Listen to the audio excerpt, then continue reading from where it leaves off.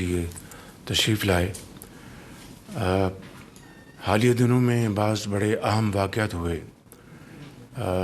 جمعے کے دن جس طرح آپ جانتے ہیں مکہ المکرمہ میں سعودی عرب، پاکستان اور ترکی کے درمیان ایک دفاعی معاہدہ وہ وہاں پر سائن کیا گیا، جس میں کراؤن پرنس محمد بن سلمان اور ترکی کے پریزیڈنٹ جناب طیب ایردوان اور میں نے پاکستان کے بہاف پہ اس معاہدے کے اوپر دستخط کیے۔ اس سے پہلے آپ جانتے ہیں پچھلے سال پاکستان اور سعودی عرب کا ایک دفاعی معاہدہ ہوا تھا، تو پاکستان اور ترکی کے درمیان دہائیوں سے ارینجمنٹس موجود تھے، اور پاکستان کے عوام اور پاکستان کی افواج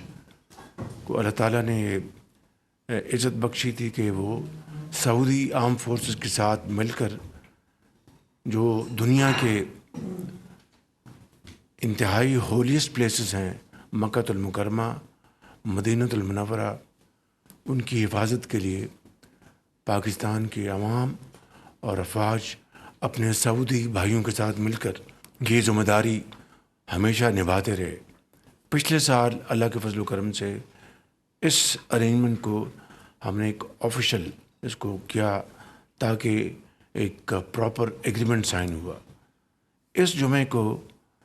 یہ اس کی ایک اور ایکسٹینشن ہے کہ ٹرائی لیٹرل ایگریمنٹ سائن ہوا،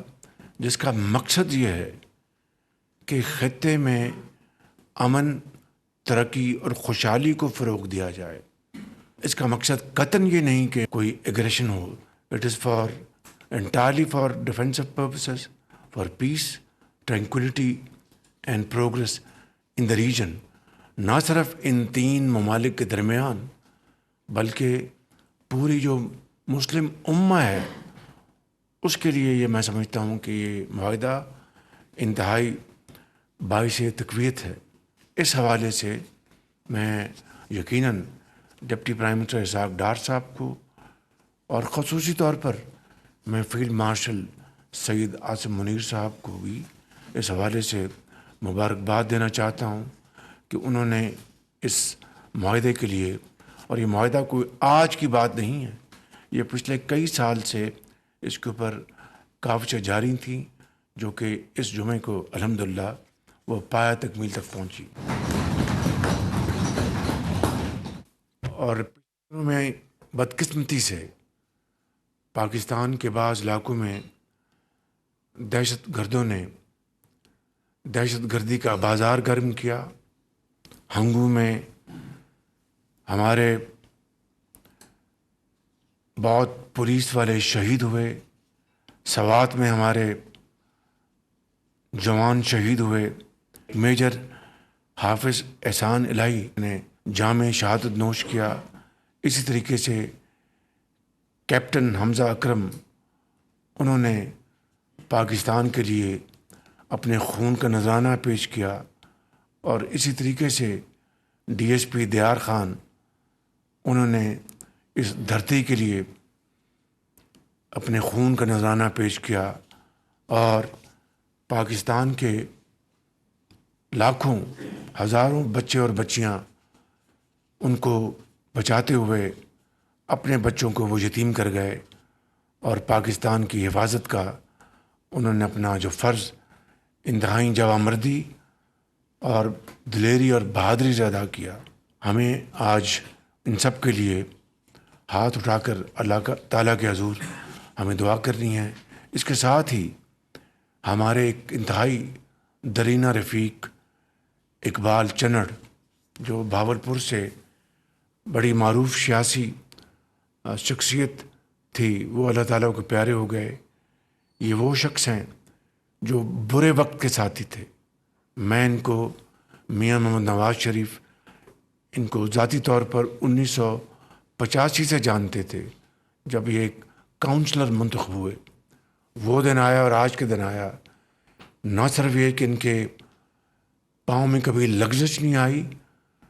میں ذاتی طور پر گواہ ہوں کہ یہ شخص برے وقت میں چٹان کی طرح مسلم لیگ نون کے ساتھ کھڑا رہا۔ اور میں سمجھتا ہوں کہ اس طرح کے واقعات سے نہ صرف ایک انسانیت کی تکریم ہوتی ہے، اس کا قد بڑھتا ہے، بلکہ دنیا ایسے شخص کی عزت اور احترام کرتی ہے۔ میں آگے بڑھنے سے پہلے سردار یوسف صاحب سے گزارش کروں گا کہ ان سب شہداء اور اقبال چرن کے لیے دعا فرمائیں۔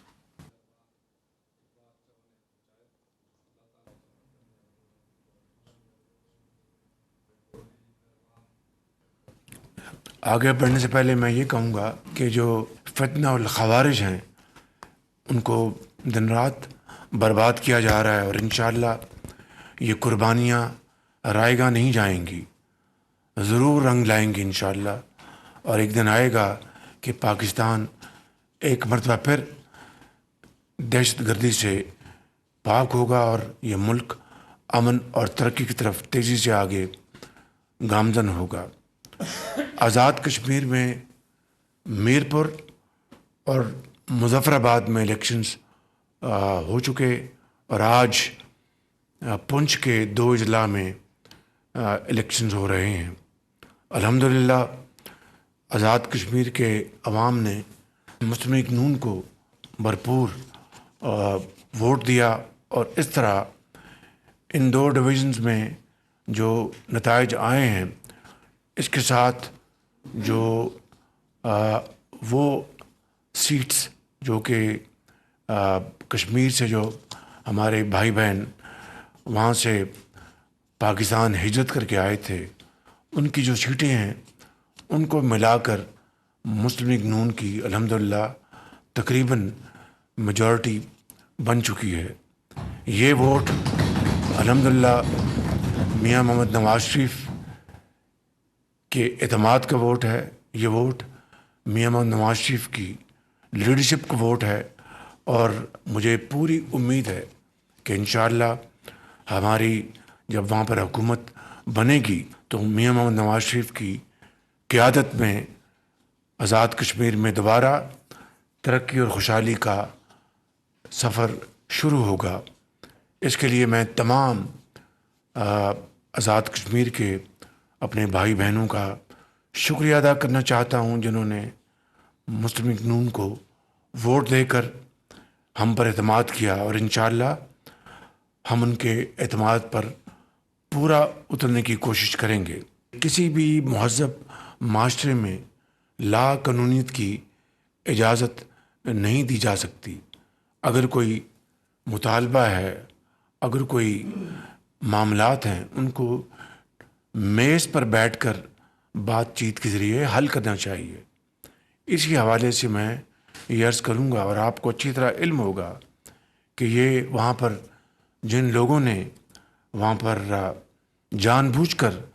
معاملات کو خراب کیا، وہ اغیار کے اشاروں پر یہ کام کر رہے تھے جس کے واضح ثبوت ہیں، لیکن اس کے باوجود وہاں پر ہم نے آل پارٹیز کانفرنس کا انعقاد کروایا الیکشن سے پہلے مظفر آباد میں، جس میں تمام پارٹیز شریک ہوئیں ماں سوائے ایک پارٹی کے۔ وہاں پر بڑی بھرپور گفتگو ہوئی، ہر ایسپیکٹ کے اوپر ڈسکشن ہوئی، اور یہ طے پایا کہ جن کو یہ اعتراض تھا کہ جو مہاجرین کی سیٹیں ہیں ان میں رد و بدل کرنا چاہیے، ان کو کم کرنا چاہیے یا ختم کرنا چاہیے، تو ان کو یہ بڑی صائب رائے دی گئی کہ آپ الیکشنز ہونے دیں اور پھر نئی اسمبلی میں اپنا یہ جو مقدمہ لے آئیں۔ اگر میجورٹی آپ کے ساتھ ہے تو معاملہ ختم، آئین اور قانون کی روح سے وہ معاملہ اسی طریقے سے طے ہو جائے گا۔